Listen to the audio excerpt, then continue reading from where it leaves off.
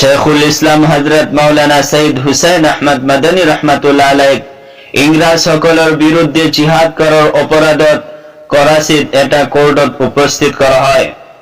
British বিচাৰপতিজনে Madani সাহেবক প্ৰশ্ন কৰিলে, হে মৌলবী সাহেব, আপুনি জানেনে আমাৰ বিৰুদ্ধে আন্দোলন কৰাৰ শাস্তি কি হ'ব পাৰে?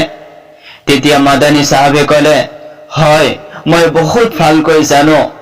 এই কথা কৈ নিজৰ মূৰৰ পৰা কাফনৰ কাপোৰ খুলি দেখুৱাই ক'লে, এইটোৱে মোৰ শাস্তি। ফাঁচি দিয়াৰ পিছত পিন্ধোৱা কাফন। ব্ৰিটিছ বিচাৰপতিজনে ক'লে, আপুনি কাফনৰ কাপোৰ কিয় আনিছে? ফাঁচীৰ আসামিক চৰকাৰৰ ফালৰ পৰা কাফন প্ৰদান কৰা হয়, সেইটো নাজানে নেকি? তেতিয়া মাদানী সাহেবে ক'লে, আমি জিহাদ কৰো একমাত্ৰ হক প্ৰতিষ্ঠা কৰাৰ বাবে। যদি আল্লাহৰ দৰবাৰত যাবই লাগে তেনেহলে নিজৰ কাফন পিন্ধিয়ে যাম, কোনো ব্ৰিটিছ বেনিয়াসকলে দিয়া কাফন পিন্ধি নাযাওঁ।